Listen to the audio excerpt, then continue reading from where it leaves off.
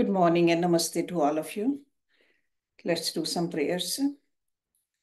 Om Guru Brahma, Guru Vishnu, Guru Devo Maheshwara, Guru Sakshat Parbrahma, Tasmai Shri Guruve Namaha.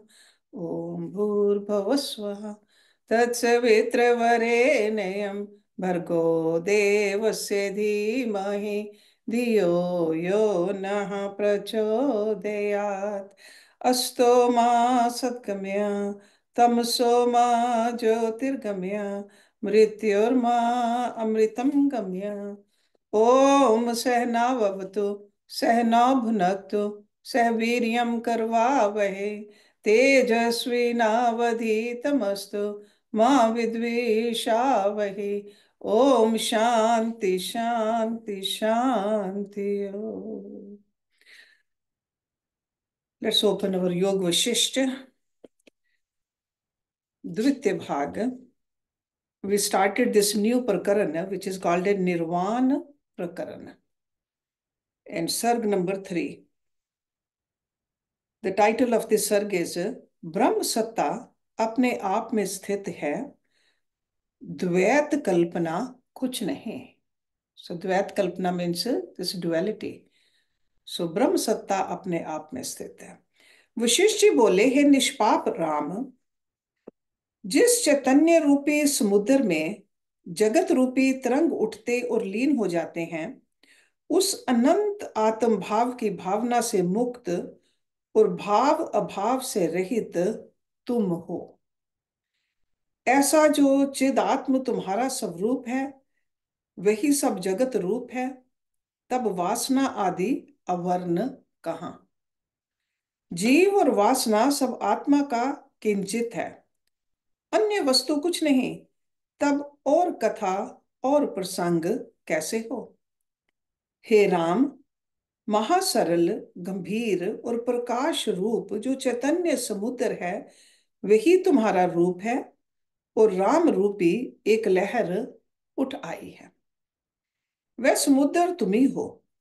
ऐसा जो आत्म तत्व है, वह जगत रूपी होकर व्यापार युक्त भासता है. जैसे अग्नि से उष्णता, फूल से सुगंध, कंजल से कालिमा, हिम से श्वेतता, गुड़ से मधुरता और सूर्य से प्रकाश भिन्न नहीं, वैसे ही ब्रह्म से अनुभव भिन्न नहीं. वह नित्य रूप है. अनुभव से अहम भिन्न नहीं, अहम जीव से भिन्न नहीं, जीव से मन भिन्न नहीं, मन से इंद्रियां भिन्न नहीं, इंद्रियों से देह भिन्न नहीं और देह से जगत भिन्न नहीं. इस प्रकार महाचक्र जो प्रवृत्त हुआ है, वह कुछ हुआ नहीं. ना शीघ्र परिवर्तन है, ना चिरकाल का, ना कोई न्यून है, ना अधिक. सर्वदा एक अखंड सत्ता परमात्म तत्व है. जैसे आकाश में आकाश स्थित है, वैसे ही ब्रह्म सत्ता अपने आप में स्थित है. वही सत्ता वज्रभूत और वही पूर्ण होकर स्थित है. द्वैत कल्पना कुछ नहीं. ऐसे जो पुरुष आत्म रूप में स्थित हैं, वही जीवन मुक्त हैं. ऐसा जो ज्ञानवान है, वह मन, इंद्रिय और शरीर की चेष्टा भी करता है, पर उसको कर्तव्य का लेप नहीं लगता. हे राम, ज्ञानवान को ना कुछ त्यागने योग्य रहता है और ना ग्रहण करने योग्य. ये सब पदार्थों से निर्लिप्त रहता है. जब तक इसको ग्रहण और त्याग की बुद्धि होती है, तब तक ये संसार के सुख दुख का भागी होता है. जिसके लिए त्यागने योग्य और ग्रहण करने योग्य कुछ नहीं रहता, वह सुख दुख का भागी नहीं होता. हे राम, जो कुछ जगत है, वह एक अद्वैत आत्म तत्व है, अन्य कुछ नहीं.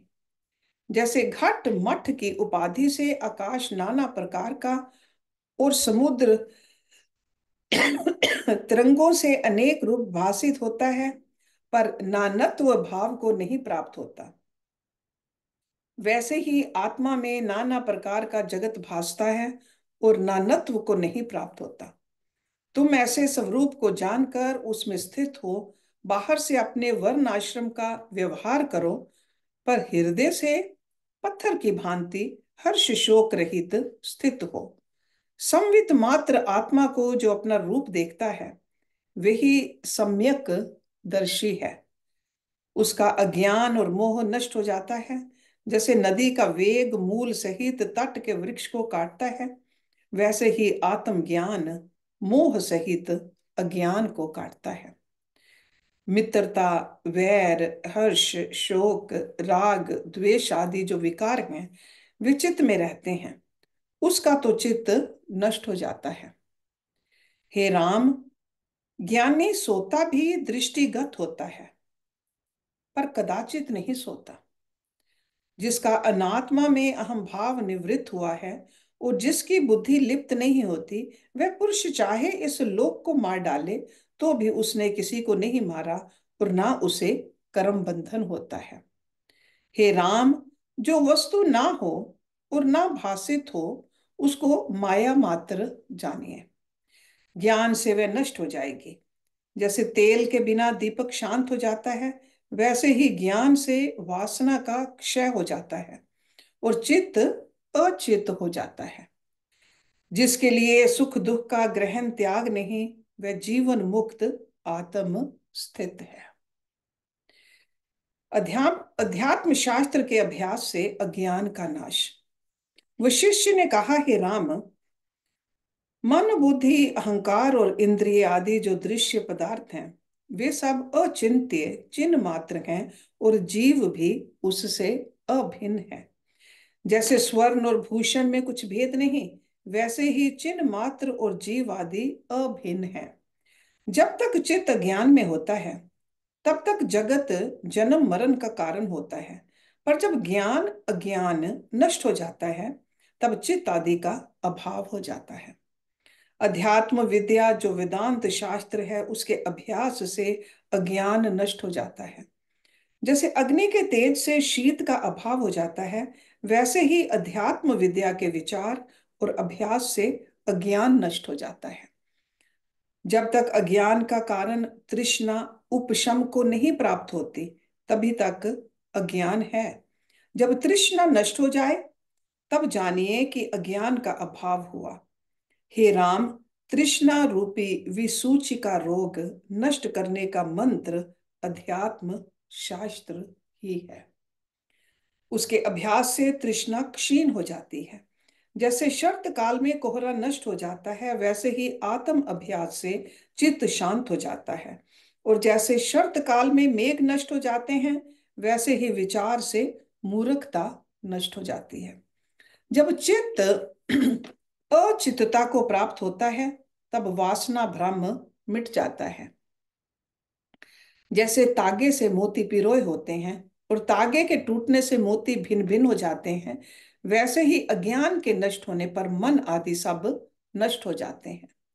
जो पुरुष अध्यात्म शास्त्र के अर्थ को नहीं धारण करते और ना प्रीति ही करते हैं, वे पापी कीट आदि नीच योनि को प्राप्त होंगे। हे कमल नयन, तुम में जो कुछ मूर्खता और चंचलता थी, वह नष्ट हो गई है। और जैसे पवन के ठहरने से जल अचल हो जाता है, वैसे ही तुम स्थिर और भाव अभाव से रहित परम आकाश के समान निर्मल पद को प्राप्त हुए हो। हे राम, मैं ऐसा मानता हूं कि मेरे वचनों से तुमको बोध हुआ है और विस्तृत ज्ञान रूपनी निद्रा से तुम जागे हो। साधारण जीव भी मेरी वाणी से जग जाते हैं, फिर तुम तो अति उदार बुद्धि हो। तुम्हारे जागने में क्या आश्चर्य है। हे राम, जब गुरु दृढ़ होता है और शिष्य भी शुद्ध पात्र होता है, तब गुरु के वचन उसके हृदय में प्रवेश करते हैं। मैं गुरु भी समर्थ हूं। मुझको आत्म रूप सदा प्रत्यक्ष है और सत्य शास्त्र के अनुसार मैंने वचन कहे हैं। तुम्हारा हृदय भी शुद्ध है, उसमें वे प्रवेश कर गए हैं। जैसे तप्त पृथ्वी के खेत में जल प्रवेश कर जाता है, वैसे ही तुम्हारे हृदय में हमारे वचनों ने प्रवेश किया है। हे राघव, हम महानुभाव रघुवंश कुल के बड़े गुरु के गुरु हैं। तुमको हमारे वचन ग्रहण करना आता है। अब खेद रहित अपने प्रकृत आचार करो। इतना कहकर वाल्मीकि जी बोले कि इस प्रकार मुनीश्वर ने कहा। तब सूर्यास्त होने लगा और सब सभासद परस्पर नमस्कार करके अपने अपने स्थान चले गए। रात्रि व्यतीत होने पर सूर्य की किरणों के निकलते ही सब फिर आ बैठे। श्री राम द्वारा अपने परमार्थ का स्वरूप का वर्णन। राम जी बोले, हे मुनीश्वर, मैं परम स्वस्थ होकर अपने स्वरूप में स्थित हूं और आपके वचनों की भावना से जग जंजाल के रहते भी मुझको शांति मिल गई है। आत्मानंद से मैं तृप्त हुआ हूं, जैसे बड़ी वर्षा से पृथ्वी तृप्त होती है। अब मैं प्रसन्न स्थित हूं, सब ओर से केवल आत्म रूप मुझको भासता है और नानत्व का अभाव हुआ है। जैसे कोहरे से रहित दिशा और आकाश निर्मल भासता है, वैसे ही सम्यक ज्ञान से मुझको शुद्ध आत्मा भासता है और मोह निवृत्त हो गया है। मोह वन में जो तृष्णा मृग और राग द्वेष आदि धूल और कोहरा था, वह सब निवृत्त हो गया है और ज्ञान वर्षा से वह शांत हो गया है। अब मैं आत्मानंद को प्राप्त हुआ हूँ, जो आदि अंत रहित और अमृत है, बल्कि अमृत का स्वाद भी उसके आगे तुच्छ लगता है। ऐसे आनंद से मैं अपने स्वभाव में प्राप्त हुआ हूँ। मैं राम अर्थात सब में रमने वाला हूँ। मेरा मुझको नमस्कार है। अब मैं विगत संदेह हूं और मेरे सब संशय और विकार नष्ट हो गए हैं। जैसे प्रातःकाल होने से निशाचर और वैताल आदि छिप जाते हैं, वैसे ही राग द्वेष आदि विकारों का अभाव हुआ है और निर्मल विस्तीर्ण हिम की भांति हृदय कमल में मैं स्थित हूं। जैसे भ्रमर उड़ता उड़ता कमल पर आकर टिकता है, वैसे ही मैं आत्म रूपी सार में स्थित हूं।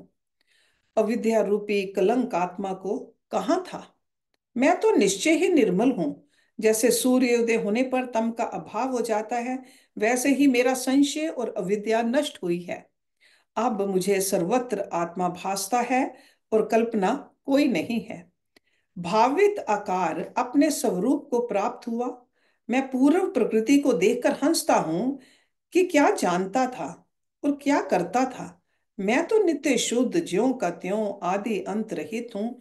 हे मुनीश्वर, तुम्हारे वचनामृत सिंधु में मैंने स्नान किया है और उससे अजर अमर अनंत पद पाकर सूर्य से भी ऊंचे पद को प्राप्त हुआ हूँ। मैं वीत शोक होकर परम शुद्धता, समता, शीतलता और अद्वैत अनुभव को पा गया हूँ। देह आत्मा विवेक वर्णन और अज्ञानी की देह में आत्म बुद्धि व सुख बुद्धि का विवेचन। वशिष्ठ जी बोले, हे महाबाहो, और भी मेरे परम श्रेष्ठ वचन सुनो, जो तुम्हारे हित की कामना से मैं कहता हूं। अब तुम आत्म पद को प्राप्त हुए हो, परंतु बोध वृद्धि के निमित्त फिर सुनो। इसके सुनने से अल्प बुद्धि भी अनंत पद को प्राप्त होता है। हे राम, जिसको अनात्म में आत्म अभिमान है और आत्म ज्ञान नहीं हुआ, उसको इंद्रिय रूपी शत्रु दुख देते हैं, जैसे निर्बल पुरुष को चोर। पर जो आत्म पद में स्थित है, उसको इंद्रियां दुख नहीं देते। जैसे दृढ़ राजा के शत्रु भी मित्र बन जाते हैं, वैसे ही ज्ञानवान के इंद्रिय गण मित्र हो जाते हैं। जिन पुरुषों की देह में स्थिति बुद्धि है और जो इंद्रियों के विषयों का सेवन करते हैं, उनको बड़े दुख प्राप्त होते हैं। हे राम जी, आत्मा और शरीर का संबंध कुछ नहीं है। जैसे तम और प्रकाश परस्पर विलक्षण स्वभाव हैं, वैसे ही आत्मा और देह का परस्पर विलक्षण स्वभाव है। आत्मा सब विकारों से रहित, नित्य मुक्त, उदय अस्त से परे और सर्वथा निर्लिप्त है। सदा ज्यों का त्यों प्रकाश रूप भगवान आत्मा सत रूप है। उसका संबंध किससे हो? देह जड़ और असत्य, अज्ञान रूप, तुच्छ, विनाशी और अकृतज्ञ है। उसका उससे संयोग किस भांति हो? आत्मा चैतन्य, ज्ञान, सत्य और प्रकाश रूप है। उसका देह के साथ कैसे संयोग हो? अज्ञान से देह और आत्मा का संयोग जान पड़ता है। सम्यक ज्ञान से संयोग का अभाव प्रतीत होता है। हे राम, ये मैंने निपुण वचन कहे हैं। बारंबार इनका अभ्यास करने से संस्कारकृत मोह का अभाव हो जाएगा। जब संसार का कारण मोह निवृत्त हुआ तब फिर उसका सद्भाव न होगा। जब तक जीव ज्ञान रूपनी निद्रा से दृढ़ता पूर्वक नहीं जागता, तब तक अवर्ण रहता है। जैसे निद्रा से जागने पर फिर निद्रा घेर लेती है, पर जब दृढ़ होकर जागे तब फिर नहीं घेरती। वैसे ही दृढ़ अभ्यास से अज्ञान निवृत्त होने पर फिर अवर्ण ना बनेगा। इससे मोह और दुख की निवृत्ति के अर्थ अभ्यास करो। हे राम, आत्मा देह के गुण को अंगीकृत नहीं करता। यदि देह के गुण अंगीकृत करे तो आत्मा भी जड़ हो जाए, पर यह तो सदा ज्ञान रूप है। और जो देह आत्मा का गुण परमार्थ से अंगीकृत करे तो देह भी चेतन हो जाए, पर वह तो जड़ रूप है, उसको अपना ज्ञान कुछ नहीं। जब यथार्थ ज्ञान होता है तब शरीर तुच्छ और जड़ भासित होता है। हे राम, देह और आत्मा का कुछ संबंध नहीं, समवाय संबंध भी नहीं। फिर इससे मिलकर वृथा दुख को ग्रहण करने से बढ़कर और मूर्खता क्या है। जब कुछ भी इसका समान लक्षण हो तब संबंध भी हो, पर जिसका कुछ भी समान लक्षण ना हो उसका संबंध कैसे हो। आत्मा चैतन्य है, देह जड़। आत्मा सतरूप है, देह असत रूप।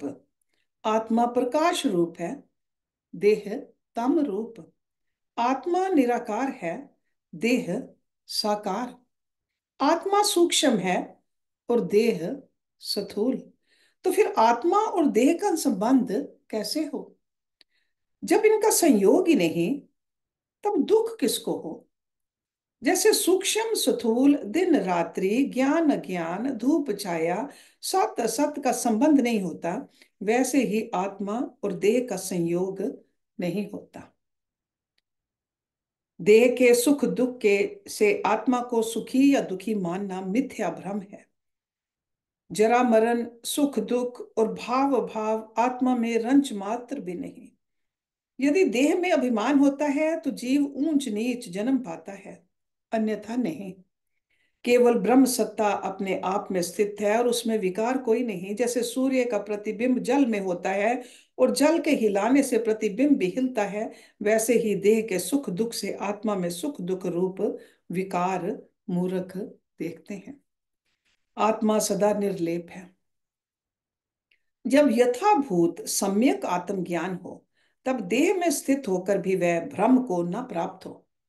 हे राम, जब यथाभूत ज्ञान होता है तब जीव सत्य को सत्य और असत को असत जानता है। जैसे दीपक हाथ में होता है तब सत्य असत पदार्थ भासते हैं, वैसे ही ज्ञान से मनुष्य सत्य असत यथार्थ जानता है। और वैसे ही अज्ञान से मोह में भ्रमता है। जैसे वायु से पत्ता भ्रमता है, वैसे ही मोह रूपी वायु से अज्ञानी जीव भ्रमता है और कदाचित स्वस्थ नहीं होता। जैसे यंत्र की पुतली तागे से चेष्टा करती है, वैसे ही अज्ञानी जीव प्राण रूपी तागे से चेष्टा करते हैं। और जैसे नट अनेक स्वांग भरता है, वैसे ही कर्म से जीव अनेक शरीर रखता है। जैसे काठ की पुतली तृण काष्ठ फूल आदि को लेती छोड़ती और नृत्य करती है, वैसे ही ये प्राणी भी चेष्टा करते हुए शब्द स्पर्श रूप रस गंध को ग्रहण करते हैं। जैसे वे पुतलियां जड़ हैं, वैसे ही ये भी हैं। यदि कहा जाए कि इनमें तो प्राण हैं, तो जैसे लोहार की धोंकनी श्वास लेती और छोड़ती है, वैसे ही ये जीव भी चेष्टा करते हैं। हे राम, अपना वास्तव स्वरूप जो है वह ब्रह्म है। उसके प्रमाद से जीव मोह और कृपणता को प्राप्त होते हैं। लोहर की खाल वृथा श्वास लेती है, वैसे ही इनकी चेष्टा व्यर्थ है।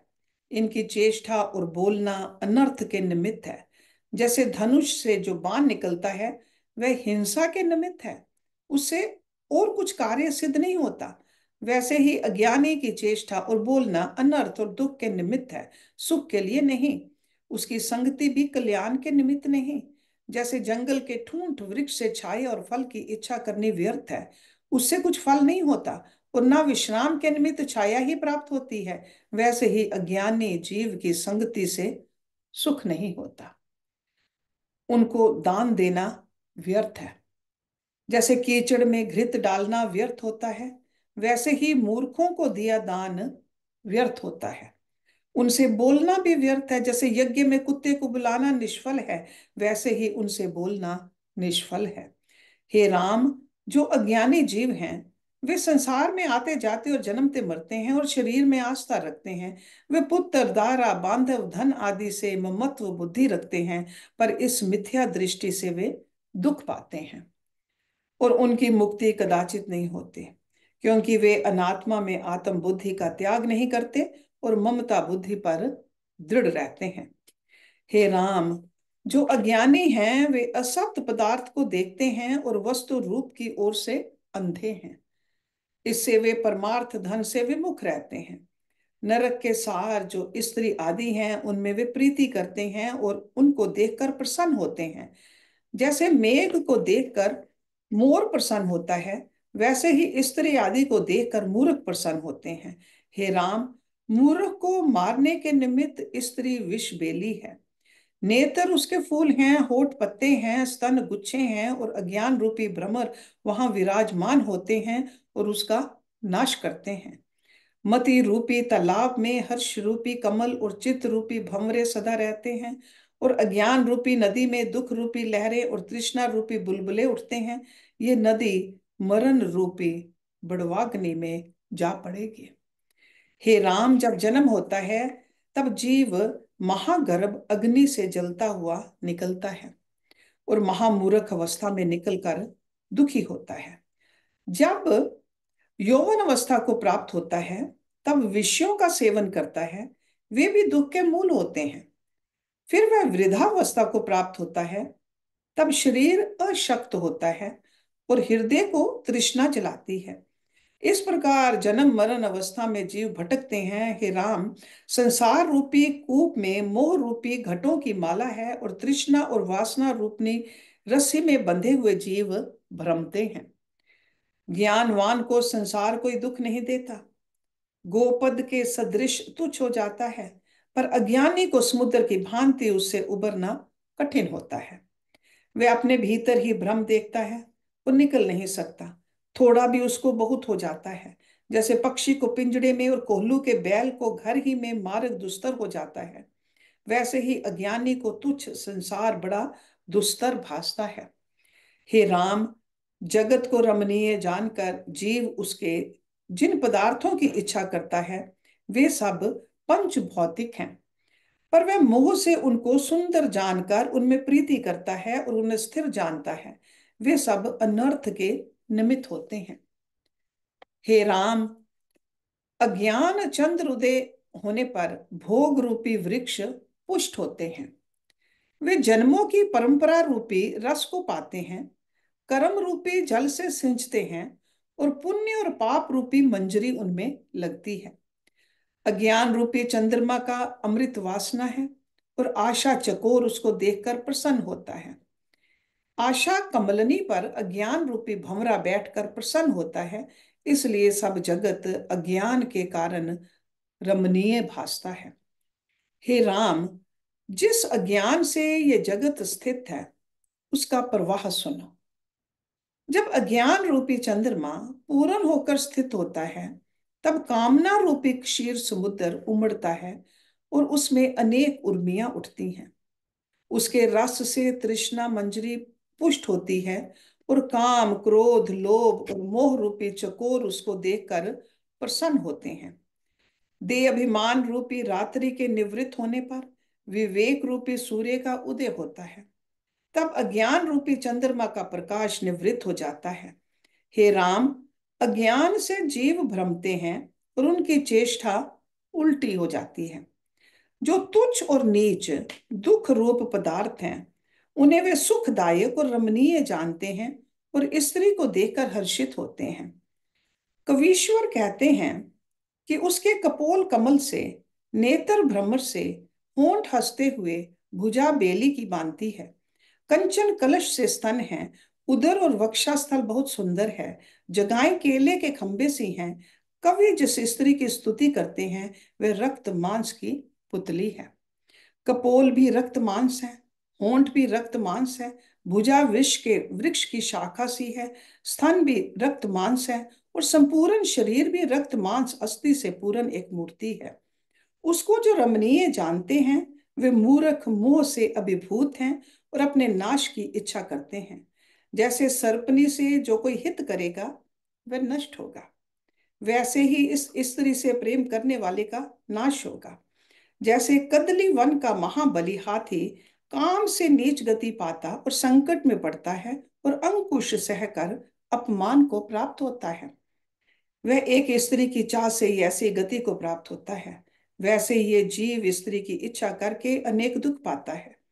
जैसे दीपक को रमणीय जानकर पतंग उस पर गिरता और नष्ट होता है, वैसे ही ये जीव स्त्री की इच्छा करता है और उसके संग से नाश को प्राप्त होता है। लक्ष्मी का आश्रय करके जो सुख की इच्छा करता है वह भी सुखी ना होगा। जैसे पर्वत दूर से देखने पर सुंदर लगता है, वैसे ही ये भी देखने में सुंदर लगती है, पर स्त्री का आश्रय करके जो सुख की इच्छा करे तो सुख ना मिलेगा, अंत में दुख ही प्राप्त होगा। लक्ष्मी का भी यही हाल है। जब लक्ष्मी प्राप्त होती है तब मनुष्य अनर्थ और पाप करने लगता है और दुख का पात्र होता है। जब वह जाती है तब दुख दे जाती है और वह उससे जलता रहता है। हे राम, जगत में सुख की इच्छा करना व्यर्थ है। जीव जब पहले जन्म लेता है तब भी दुख सहता है, फिर जन्म लेकर जब वह मूर्ख और नीच बाल अवस्था को प्राप्त होता है तब कुछ विचार नहीं होता, उसमें दुख पाता है, और कुछ शक्ति नहीं होती उससे भी दुख पाता है। जब युवावस्था रूपी रात्रि आती है तब उसमें काम क्रोध लोभ और मोह रूपी निशाचर विचरते हैं और तृष्णा रूपनी पिशाचनी घेरती है, क्योंकि उस अवस्था में विवेक रूपी चंद्रमा नहीं उदित होता। इससे अंधकार में वे सब क्रीड़ा करते हैं।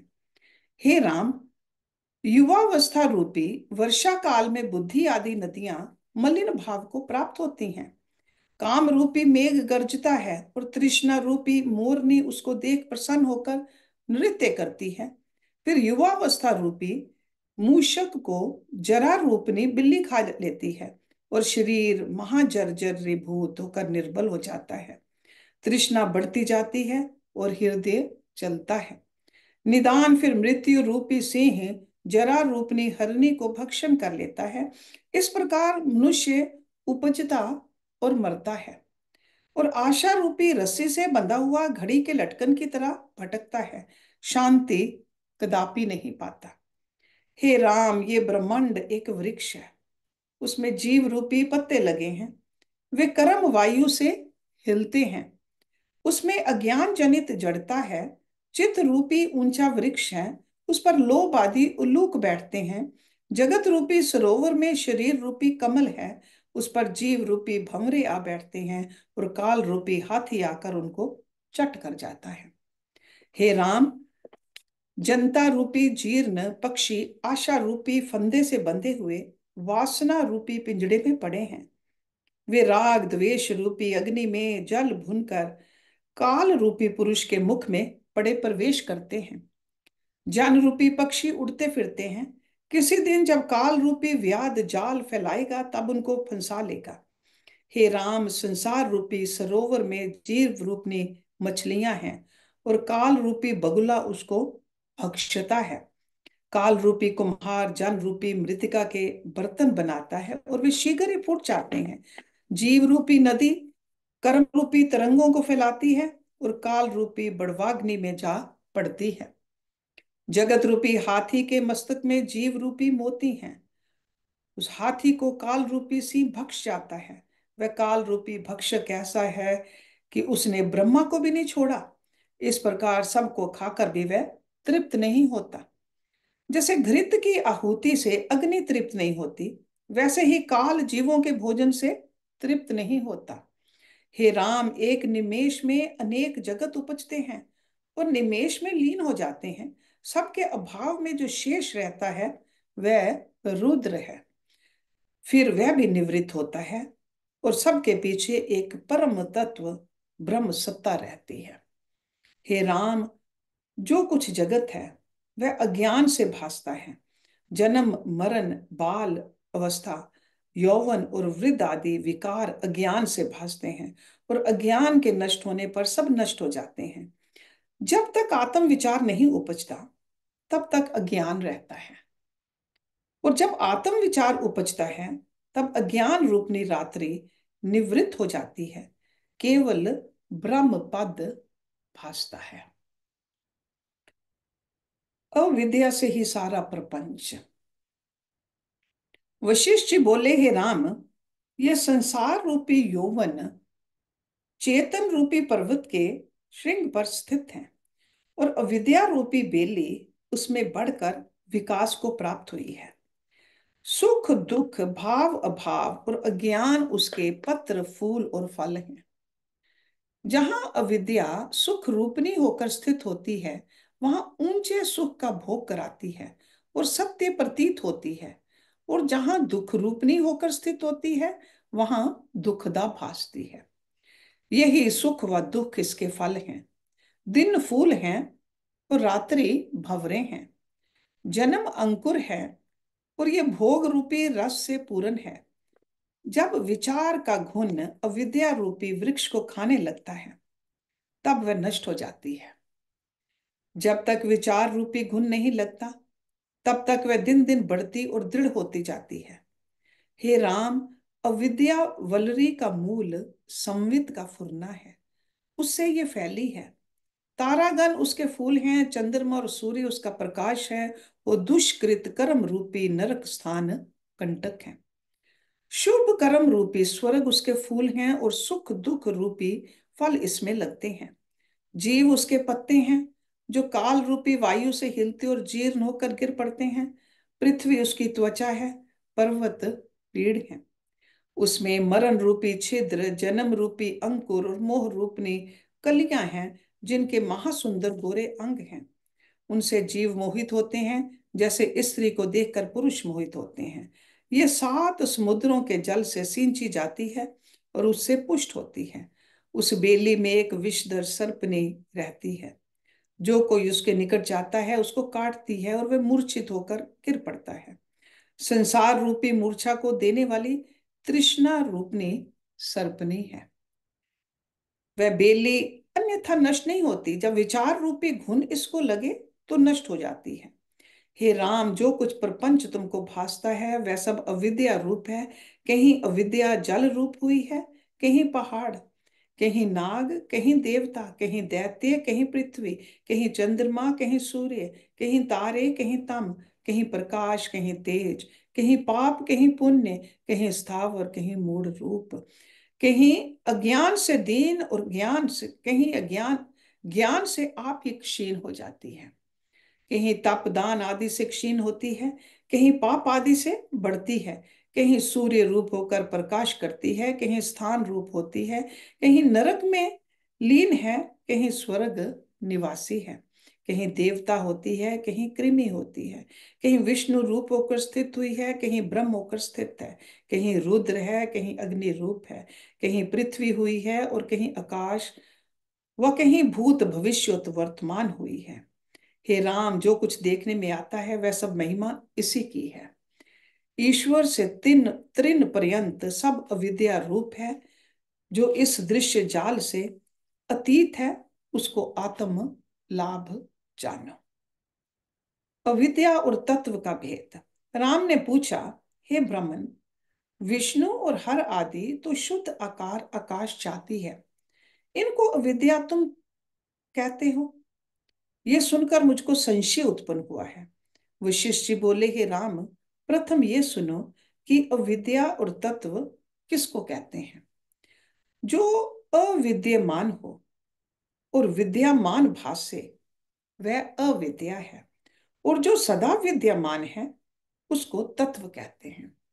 हे राम, शुद्ध संवित और कलना से रहित जो चिन्ह मात्र आत्म सत्ता है वही तत्व है। उसमें जो अहम उल्लेख से संवेदन कलना पूर्ण रूप से फुरी है, वही चिन्ह मात्र संवित का आभास है। वही संवेदन फुर कर स्थान भेद से सूक्ष्म, स्थूल और मध्यम भाव को प्राप्त हुआ है। फिर वही दृढ़ स्पंदन से मनन भाव को प्राप्त हुआ है। सात्विक, राजस और तामस तीनों उसी के आकार हैं। वे अविद्या त्रिगुण प्राकृत धर्मनी हुई है, और तीन गुण जो तुमसे कहे हैं वे भी एक एक गुण तीन तीन प्रकार के हैं, जिससे अविद्या के गुण नव प्रकार के भेद को प्राप्त होते हैं। जो कुछ तुमको दृश्य भासता है वे अविद्या के नव गुणों में है।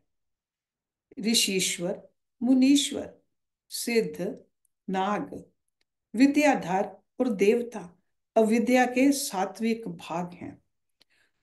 और उस सात्विक के विभाग में नाग सात्विक तामस हैं, विद्याधर, सिद्ध, देवता और मुनीश्वर अविद्या के सात्विक भाग में सात्विक राजस हैं, और हरिहर आदि केवल सात्विक हैं। हे राम, सात्विक जो प्रकृत भाग हैं, उसमें जो तत्वज्ञ हुए हैं वे मोह को नहीं प्राप्त होते हैं, क्योंकि वे मुक्ति रूप हैं। हरिहर आदि शुद्ध सात्विक हैं और सदा मुक्ति रूप होकर जगत में स्थित हैं। वे जब तक जगत में हैं तब तक जीवन मुक्त हैं, और जब देह मुक्त हुए तब परमेश्वर को प्राप्त होते हैं। हे राम, अविद्या के दो रूप हैं। एक अविद्या विद्या रूप होती है, जैसे बीज फल होता है और फल बीज होता है। जैसे पानी से बुलबुला उठता है, वैसे ही अविद्या से विद्या उपजती है, और विद्या से अविद्या लीन होती है। जैसे काठ से अग्नि उपजकर काठ को जलाती है, वैसे ही विद्या अविद्या से उपजकर अविद्या का नाश करती है। वास्तव में सब चिद आकाश है। जैसे जल में तरंग कलना मात्र है, वैसे ही विद्या अविद्या का भावना मात्र है। इसको त्याग कर शेष आत्म सत्ता ही रहती है। अविद्या और विद्या परस्पर में प्रतियोगी हैं, जैसे तम और प्रकाश। इससे इन दोनों को त्याग कर आत्म सत्ता में स्थित हो। विद्या और अविद्या कल्पना मात्र हैं। विद्या के अभाव का नाम अविद्या है, और अविद्या के अभाव का नाम विद्या है। ये प्रतियोगी कल्पना मिथ्या है। जब विद्या उपजती है तब अविद्या को नष्ट करती है, और फिर आप भी लीन हो जाती है। जैसे काठ से उपजी अग्नि काठ को जलाकर आप भी शांत हो जाती है। उससे जो शेष रहता है वह अनिर्वचनीय पद सर्वव्यापी है। जैसे वट बीज में पत्तर, शाखा, फूल, फल और पत्ते होते हैं, वैसे ही सब में एक अनुस्यूत सत्ता व्याप्त है। वही ब्रह्म तत्व सर्वशक्तिमान है। उसी से सब शक्तियों का स्पंदन है। वह आकाश से भी शून्य है। जैसे सूर्य कांत मणि में अग्नि है, दूध में घृत है, वैसे ही सब जगत में ब्रह्म व्याप्त है। जैसे दधी के मथे बिना घृत नहीं निकलता, वैसे ही विचार बिना आत्मा नहीं भासते। जैसे अग्नि से चिंगारी और सूर्य से किरणें निकलती हैं, वैसे ही ये जगत आत्मा का किंचन रूप है। जैसे घट का नाश होने पर भी घट आकाश अविनाशी है, वैसे ही जगत के अभाव में भी आत्मा अविनाशी है। हे राम, जैसे चुंबक पत्थर की सत्ता से जड़ लोहा चेष्टा करता है, परंतु चुंबक सदा अकर्ता रहता है, वैसे ही आत्म सत्ता से जगत देह आदि चेष्टा करता है, चेतन होते हैं, परंतु आत्म सदा अकर्ता है। इस जगत का बीज चैतन्य आत्म सत्ता है, और उसमें संवित, संवेदन आदि शब्द भी कल्पना मात्र हैं। जैसे जल को कहते हैं कि बहुत सुंदर और चंचल है, और जल ही जल है, वैसे ही संवेदन आदि सब चैतन्य रूप हैं। जहां ना किंचन है ना अकिंचन है, वही तुम्हारा स्वरूप है।